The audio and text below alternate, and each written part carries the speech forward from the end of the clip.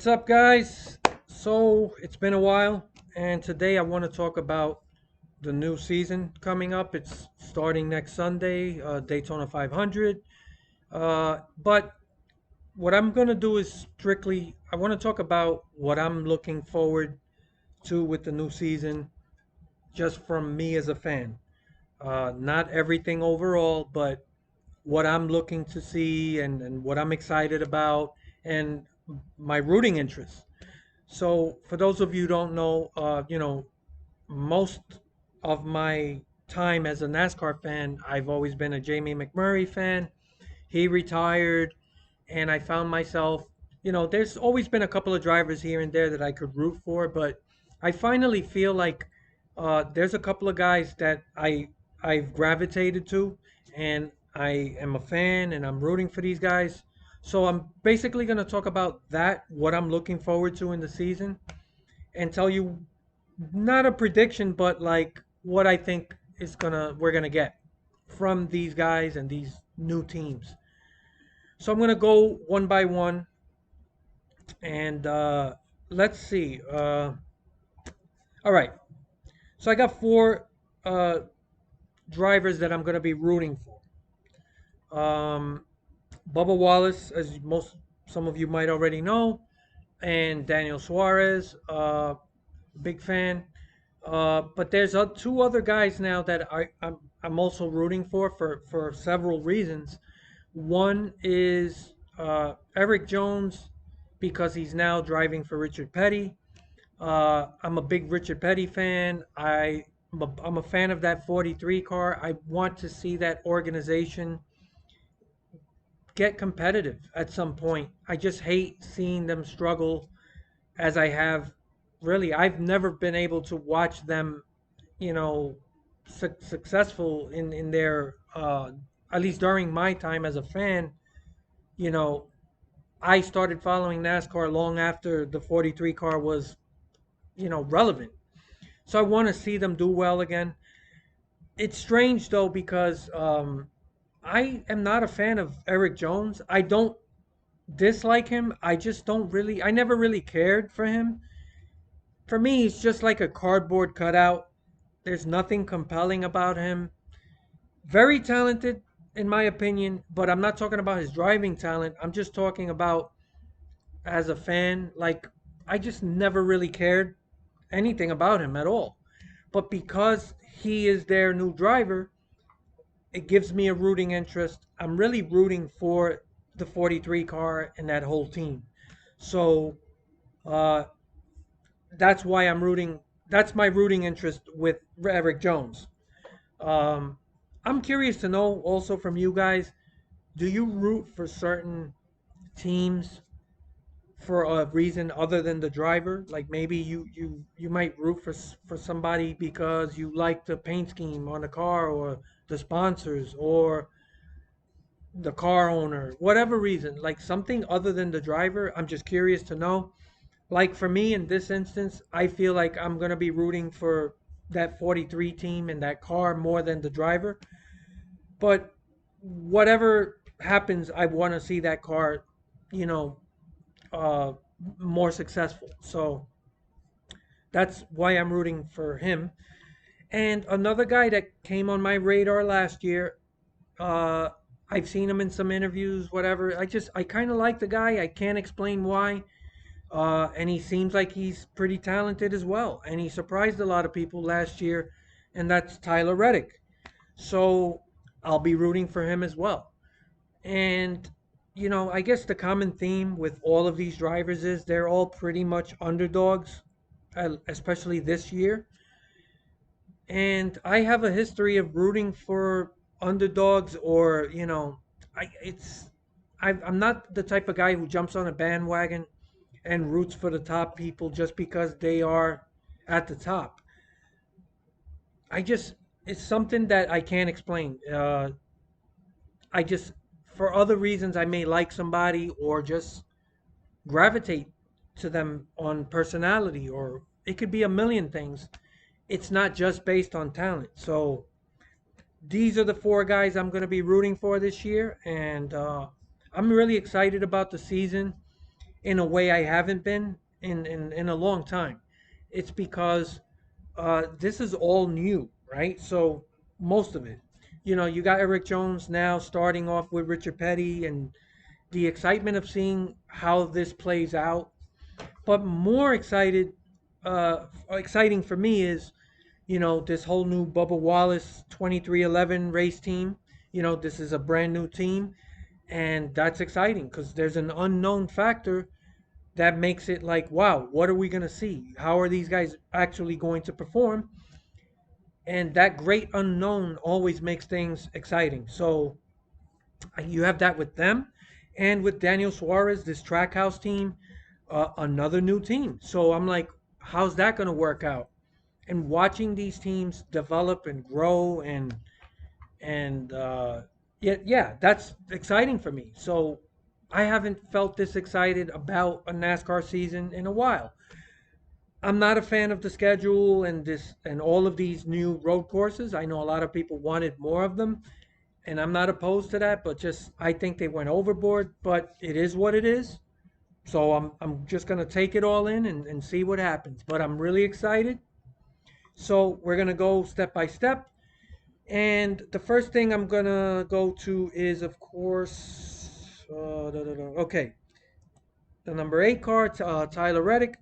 So let's take a look at his paint schemes. I have a really slow internet connection here at work, but this is not a bad scheme. I like that blue. I'm not a fan of black. There's three colors that I think are very popular amongst people: red, black, and white. Those colors seem to be very popular. I'm not really crazy about them. I don't mind those colors as accent colors, which means they're not the dominant color, but like just as an accent, maybe an outline, or not, but not as a major piece of the car. I'm just not a fan of those colors. There are times where it looks good. It really depends on the design. But here, I think this car would have looked better if all of this black was white and the wheels were maybe white or blue. I'm a big fan of colored wheels. Those of you who've been watching me a long time, you guys know that. I fucking hate how most of these teams just don't color the wheels.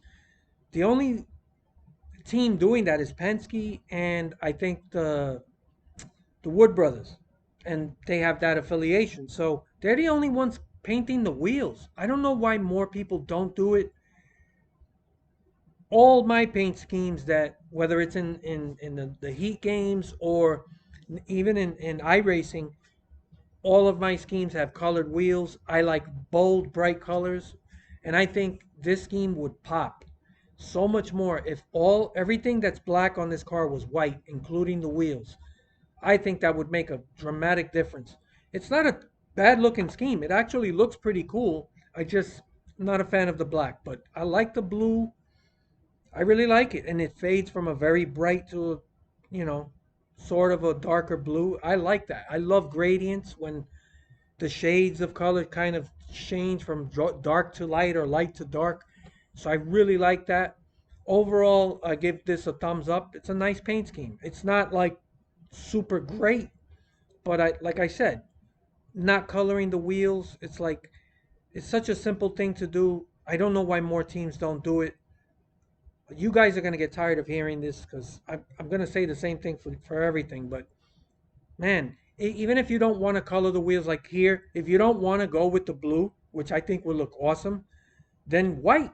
And if this was white as well, all this black, that would pop. And just like this number, it's just like gives it that extra, you know, another car. I really like this paint scheme. Again, why is this black over here? Not a fan of that. They should have kept this whole theme going, right? The way the rest of this car looks, they should have just kept it going all the way down. Why is this big chunk of the car black down here? Don't like it. I don't know why they did that. Get rid of that. Just do the whole car like this. These little croissant things, I could do without it, but it's not that terrible either. It actually looks pretty cool if you look at the orange over here, because it's not that prominent. it's kind of faded in there. That doesn't look bad. Over here, it's like really prominent, and then it's like, what the fuck is that? They're croissants, but all right, it's not terrible. Like, it's not like, oh my God, get rid of it. But yeah, I don't think it needs it. But I really love the white and orange combination. And I think they should have kept it the whole car that way. It would really be a big improvement. And then imagine the car with orange wheels to match the orange or white to match the white. That would just elevate the whole look of the car. So all right, I don't want to harp too much on it, but I like the paint scheme. Really rooting for Tyler Reddick. I'm impressed with Tyler. I think that he surprised a lot of people last year. And I think of all the drivers that I'm rooting for this year, the only one that I think has a chance to actually maybe win a race or two is Tyler Reddick. And, some things do have to fall in place and have a little luck on his side, but they've shown some moments where they actually really competitive. The thing with Childress Racing is they are not a top tier team. They are, in my opinion, a second tier team. The top tier, you got Penske, Gibbs, Hendrick, and Stewart Haas. That's your top tier. And then there's everyone else, right? So then you got the Childress, uh, Chip Ganassi. I can't really think of another team that falls into that second tier right off the bat. Or the Wood Brothers. Okay, I know they have that affiliation with Penske, and they did show a lot of speed last year at certain places. But I can't put that team on like the same level as Penske, even though they have the affiliation. I would put them on the second tier as well. So you got Childress, Ganassi, and the Wood Brothers, second tier. Can't think of anyone else off the top of my head. That's pretty much it. And then to me, the rest of the field is third tier and then and back. So these new teams, I don't know what they are yet. So I think I'll talk a little bit more about that as I go along. But rooting for Tyler Reddick, I like these paint schemes. He's shown some speed. I do think that if a little luck on his side, plus the fact that the team knows at this point that the guy has talent, that he can drive, and that confidence sometimes really helps a team just get to a higher level of competition. And coming in with that excitement and saying, hey, we got ourselves a driver, there's not that question mark like, hey, can this guy drive in the cup level? I think he proved that he could. And I think that will help the team overall maybe elevate just a little bit. I'm not expecting huge things, but I think of the four drivers I'm rooting for, the only ones, the only team that I think has a chance to maybe make the chase, maybe win a race, is Tyler Reddick. So that's that. Let's go back. The next guy is okay, Bubba Wallace. So let's take a look at the paint schemes. Nothing special. These are just drab colors, man. This is sort of a dark orange or some kind of weird red. I'm not. This isn't too bad. These streaks of the those stripes, not that bad. But this is overall a very plain paint scheme. It looks like something you could make on NASCAR Heat on one of those games. Very plain. Not a lot of thought put into it. I don't like all this black wheels. I mean, just think of this, right? And I warned you guys, you're gonna get tired of hearing this, but I really have this thing about coloring wheels.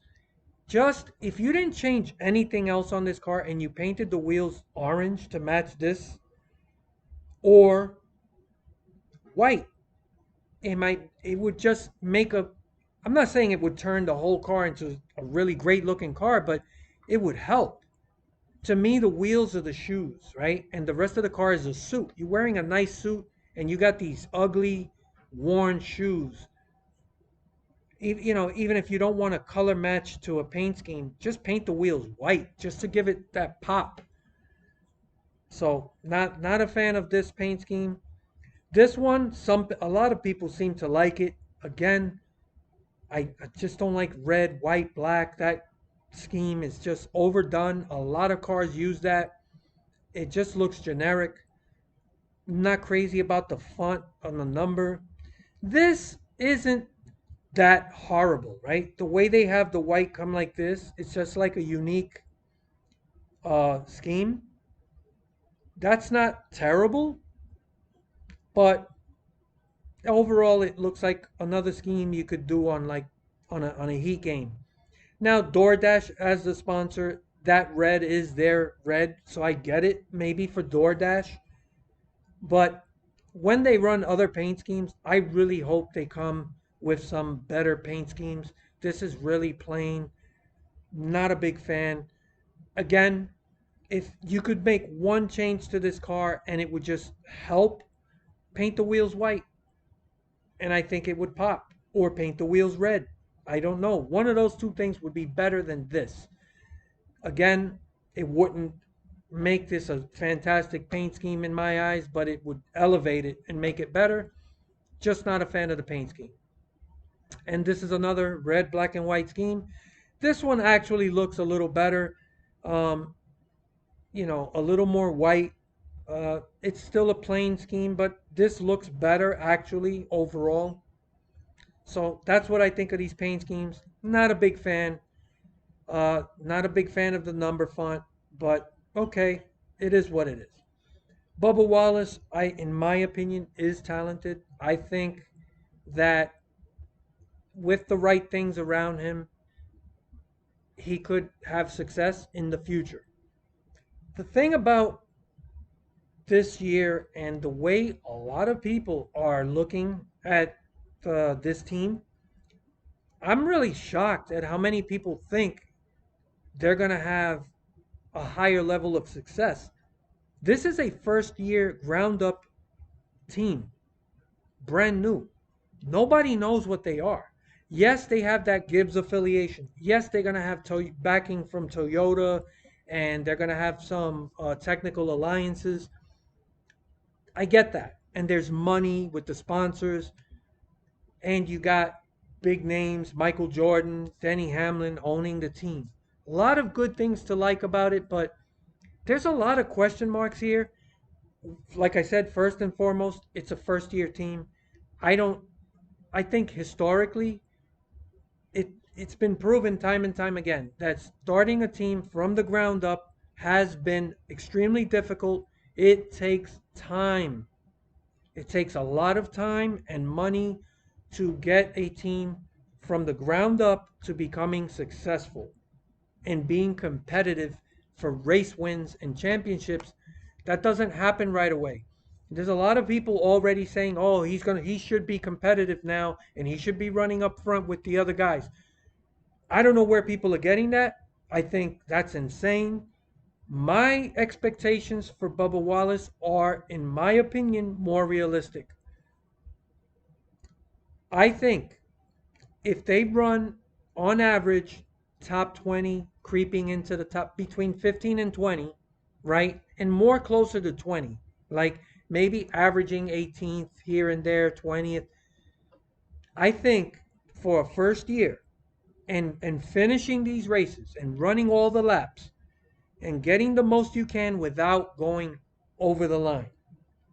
That's the key.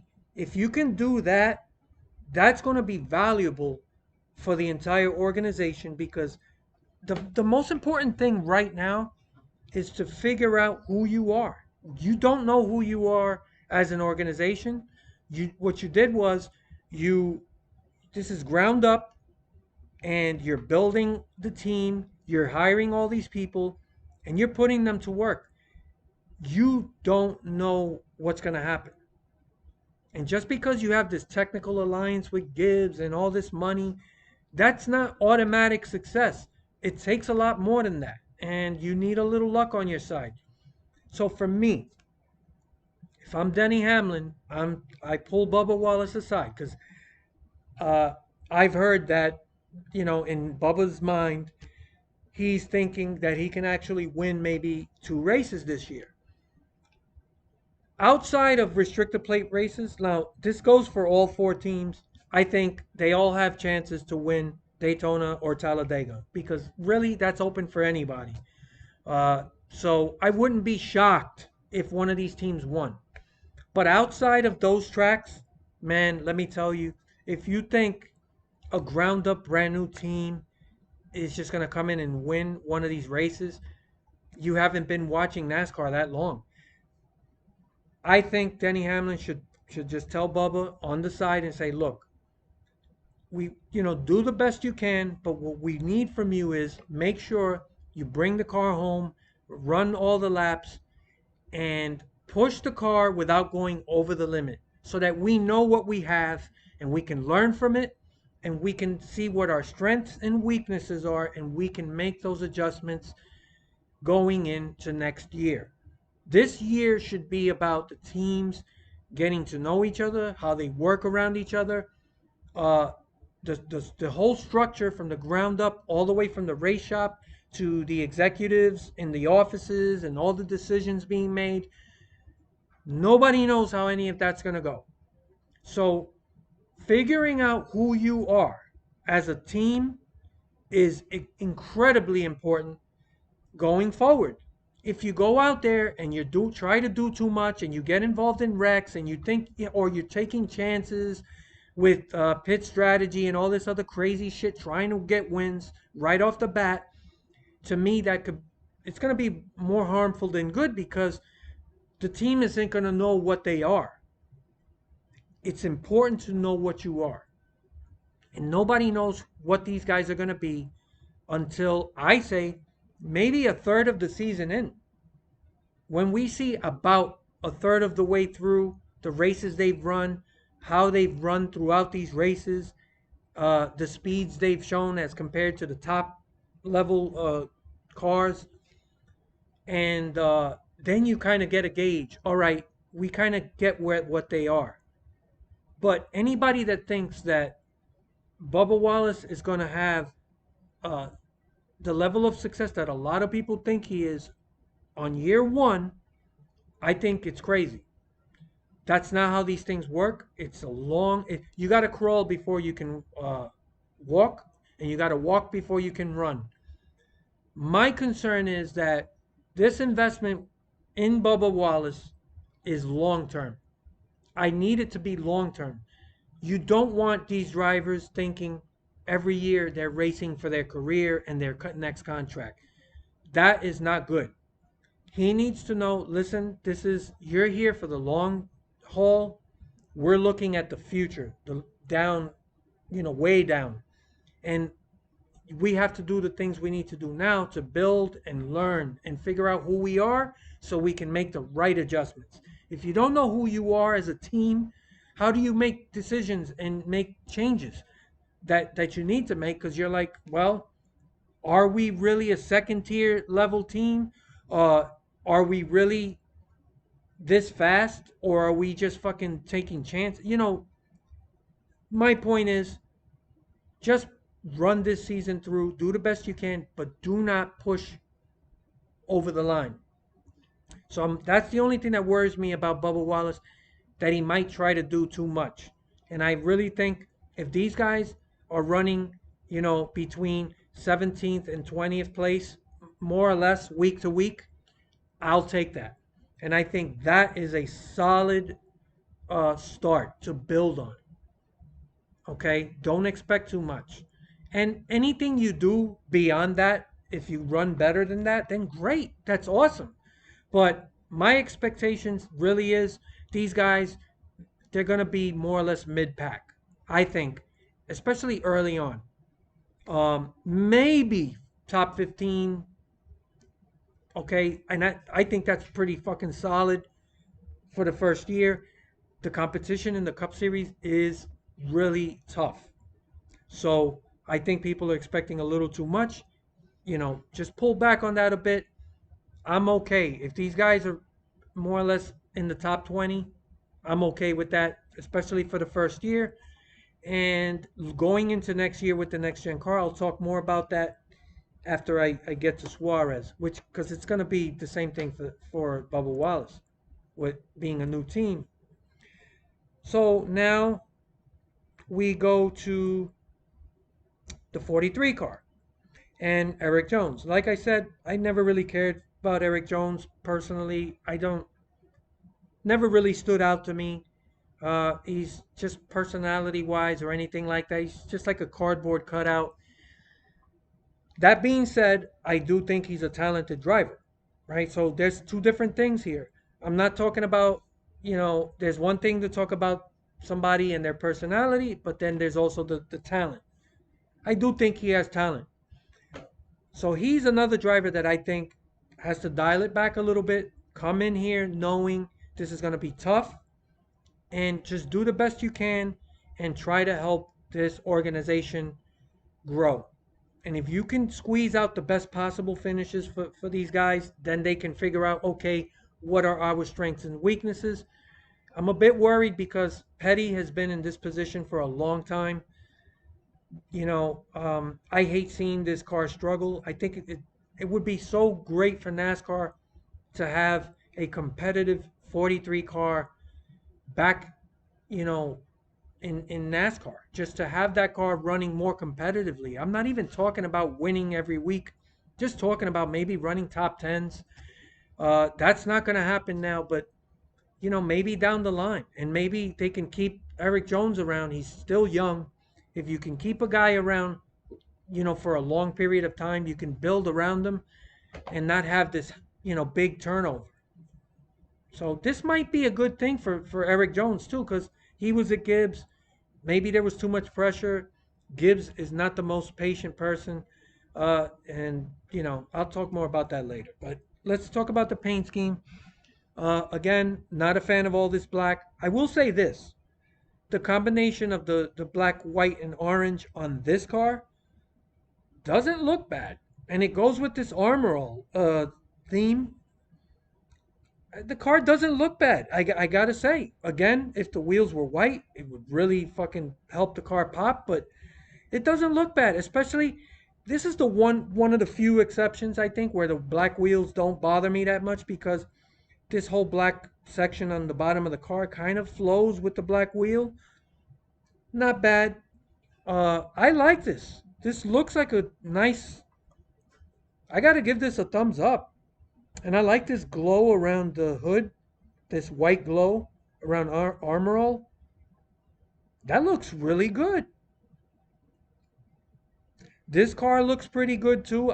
Blue's a very nice looking color. I like the gradient where it goes from dark to light back to dark. It's not there's nothing special about the paint scheme. It has that swoosh that we're used to seeing on the petty cars. You got the Air Force wings, RP funding. It's pretty plain, but it doesn't look bad. Again, white wheels would really elevate the look of this car. That's what I would do. I just for the life of me, I don't know why more of these owners don't paint their wheels. White wheels on this car would look good. So, Eric Jones, like I said, I think he's talented. I think he's another driver that I would say, hey, just pull back a little bit. Don't try to do too much. Get the best finishes that you can, and let's try to figure out what we are as a team. Let's see if there's chemistry between him and the crew chief and build towards next year with these next gen cars coming. Let's look towards that. So I'm rooting for these guys, and I like both of these paint schemes. Look really nice. So those are my thoughts on that. Also, if you guys don't mind, I haven't really done a video like this before. Let me know what you think. Did I do too much, talking about the schemes and the driver and the teams and what I'm looking at towards the year, or should I have just kind of dissected it or cut it down? I don't know. I'm just talking about all the things I'm looking forward to for this season for me personally as a fan. So these are the guys I'm rooting for, and that's why I'm doing it this way. Let me know what you think of that, or if you prefer some other format. All right. So the last team is the team. I gotta be honest. Uh, I think I'm. This is the team I'm most excited about, and I'll tell you why. There's several reasons. First of all, let's talk about these paint schemes. Get that out the way. Uh, I know that this is subjective and that this is just based on opinion, but I'm calling this a scientific fact. Trackhouse has the best paint schemes, bar none. That is not disputable. It is a scientific fact. NASCAR should start giving out awards for best paint scheme designs, right? And that should go to whoever designs these paint schemes. So let's say some car that ran at Martinsville had the best, voted for by the fans as the best paint scheme. Give the designer of that scheme a trophy at the end. When they have the whole championship celebration in Vegas or wherever the fuck it is. Have that. Like, hey, paint scheme, design of the year. And then have the guy that designed it go up to the podium and accept his trophy. And I just think that would be something cool. Let's promote some of this stuff. So here we got the latest one, Comscope. I'm a big fan of bold, vibrant colors. I love green. Green is my favorite color. Purple, orange, blue. There's a light blue to dark blue, orange. Then there's like a light orange, a darker orange, sort of a dark pink up here. It says I fucking love loud colors. I love bold paint schemes, and this is right up my alley. I fucking love this. Again, the only thing that keeps these paint schemes from perfection is the black wheels. Now, before I get to that, another thing I like, I noticed other people, I've seen a lot of videos people make talking about these schemes. A lot of people don't like this swoosh across the numbers. I fucking love it. If you could see here the Trackhouse logo and it has the 3 bars with the slash, I love this. This is unique. This is like, these are our numbers. This is our font, and we all have a slash through all our numbers. I love that. I like it. I don't care what anyone says. I'm all down for this. Um, yeah, this is fucking amazing. I fucking love this. They're knocking all of it out. Now again, if the wheels were white, how much better would this look? Or you could actually paint the wheels any color. Green, blue, purple, orange. It would match. It would look cool. But I would try white. But that being said, even with the black wheels, this fucking thing pops. I love it. I'm having a hard time deciding if this is the best scheme or there's another scheme I'll talk about in a second. Now, here's the another paint scheme. Cool, love it. Love that slash through the numbers. I think it's unique. Look at the one on the roof. I fucking love it. These guys are bold. Uh, all of their paint schemes. I don't know who designed these schemes. This fucking guy deserves an award. K1 speed. Now, again, I said this earlier. I don't like these red, black, and white combination paint schemes that a lot of people are doing. This one sells me. This is one time where I'm like, this shit looks awesome. I wouldn't change anything except, like I said, here I would try painting the wheels red to match the red. I think that would look cool. Or even white to match the numbers and the K speed, the speed over here. Just, I think it would pop. But the black doesn't look bad here. And I love the way the red blends into black over here. Very bold. All of these little designs here, I don't know what to call them. They're just, and then there's colors that fade. Some of them don't fade.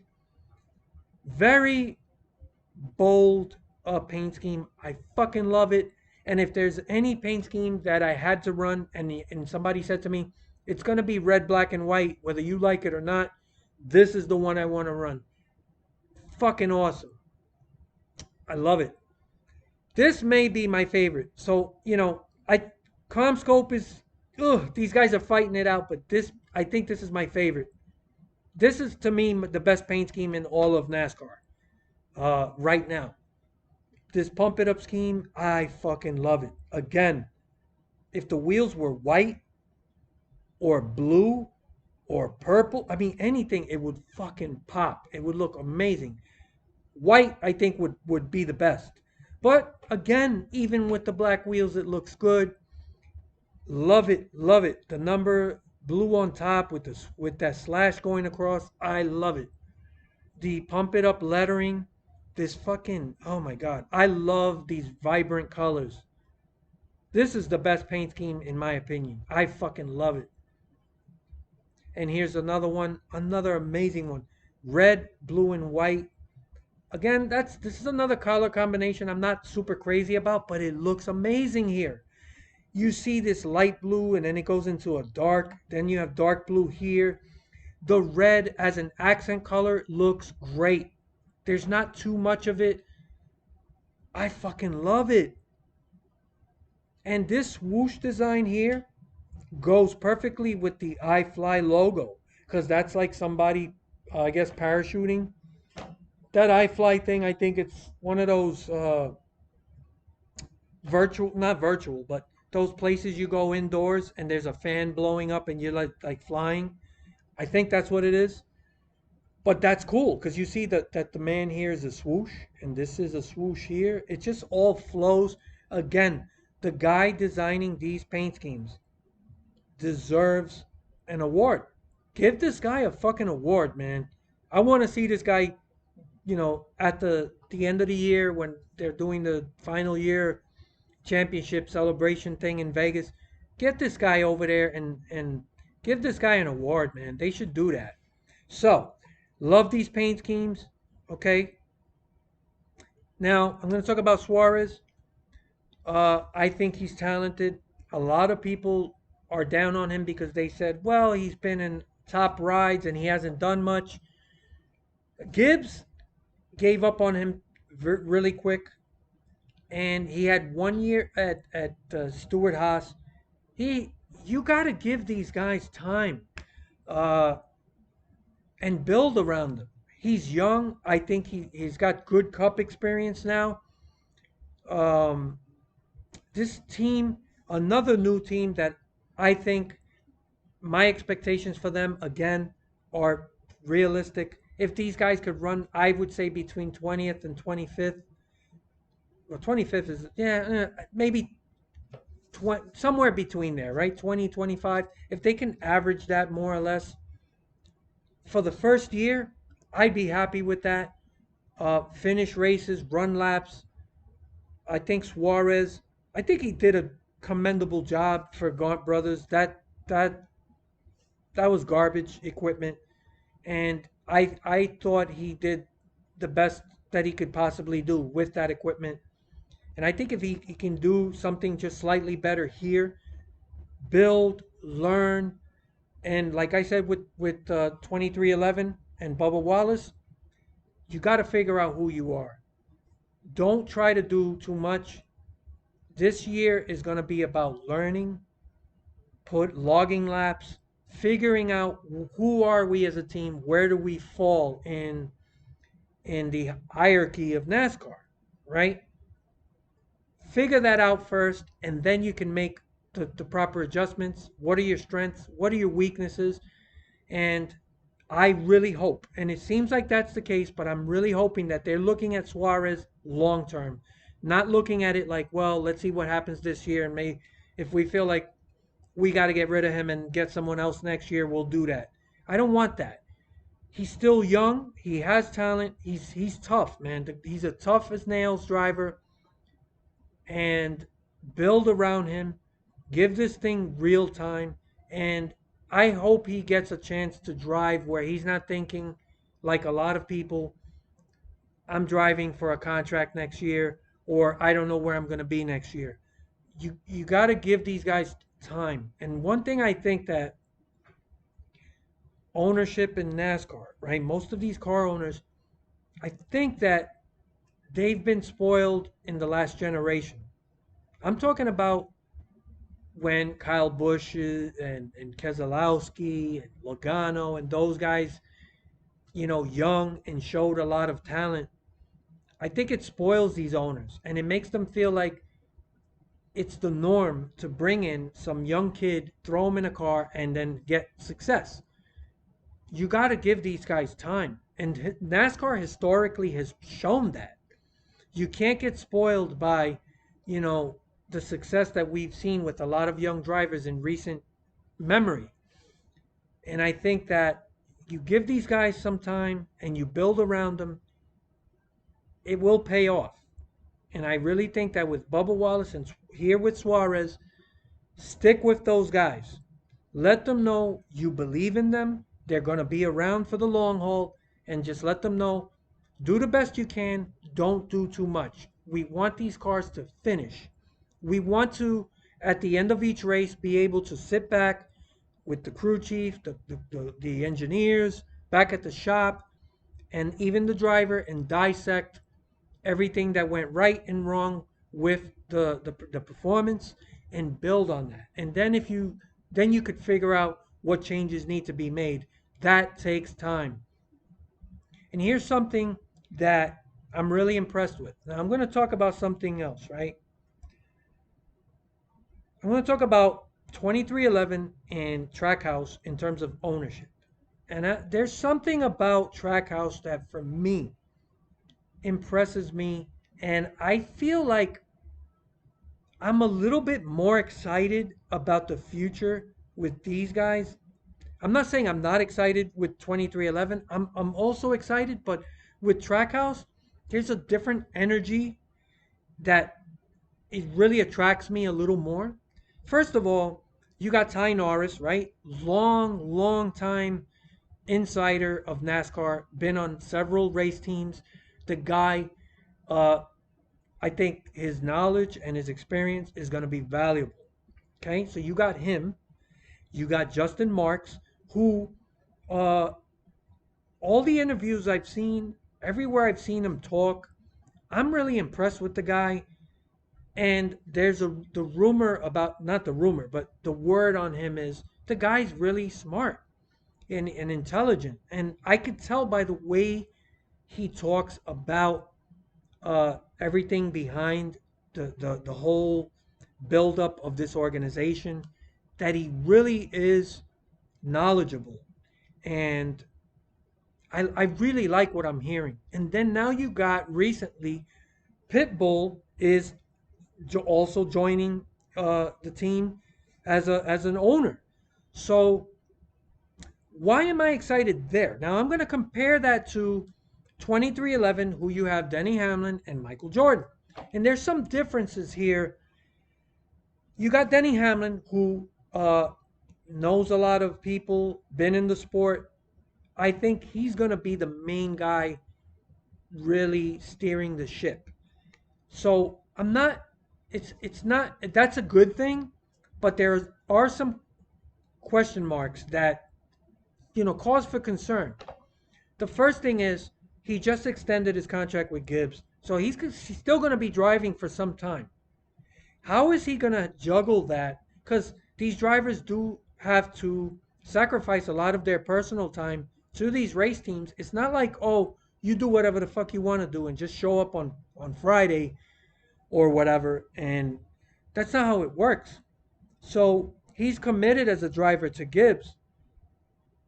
How is that going to affect his ownership duties for 2311 and racing against those guys? There's a lot of question marks there that I'm just curious.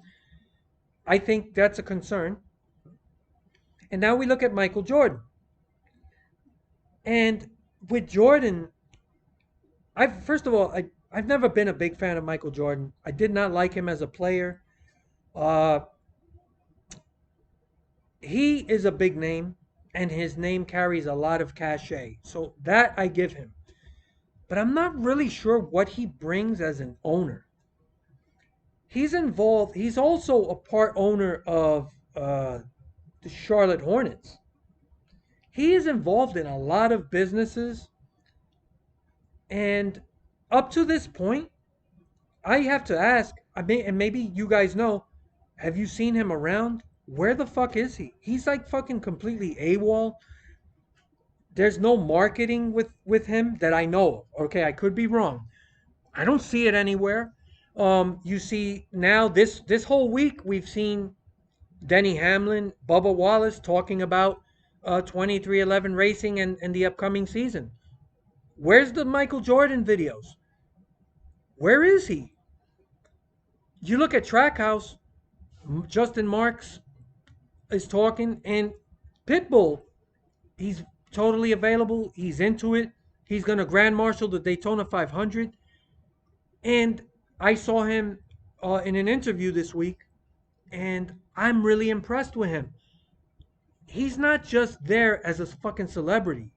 It's like, oh, here's something cool to promote myself. He really cares.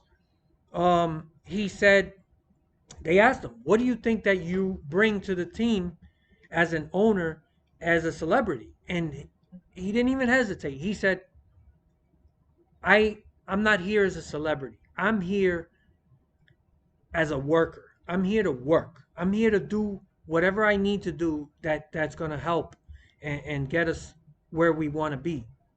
Of course, he's a celebrity, and of course, that is going to be a part of the allure, and maybe that helps with sponsorships, right? But he really seems like I'm in. Uh, I'm in with both feet. I'm going to be involved. Whatever I can do to help, I'm here. And I'm really impressed with that. When I look at Michael Jordan, where is this guy? I don't know what. I mean, we heard from Denny Hamlin that he's really excited, but it feels to me, and judging by Jordan's past history, you know, he's a gambler, right? And not that it has anything to do with this, but he's the type of guy that likes to play with his money. And it feels, right? And I hope I'm wrong. It feels to me like this is just something to add to his financial portfolio. Like, oh, I'm an owner here of the Hornets, and now I also own a stake in a NASCAR race team, and it's just all about playing with his money. And it's not really about like, man, I want to be involved as an owner, and I want to be out front, especially now that Hamlin is still going to be racing for Gibbs. uh, there's a chance for Jordan to be the face of the company and get involved. Now, he might be doing things behind the scenes. So I don't want to say that I know what's happening, but what I am saying is, marketing wise, if there's any place I would expect to see him is we should be seeing him anything regarding 2311 racing and Bubba Wallace. We should be seeing Michael Jordan, whether it's just a fucking statement, something.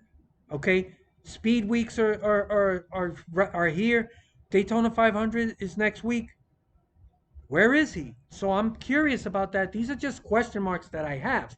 I still think long term they can have success, but there is a big question mark about this whole organization that I'm rooting for these guys. I'm not as optimistic as a lot of people for year one. With Trackhouse, again, another long term project, but I just feel like these people are more involved and on the same page. And I love what I'm hearing. And Justin Marks also, he said something that also impressed me. And he said, look, this year is about building the team and really working together.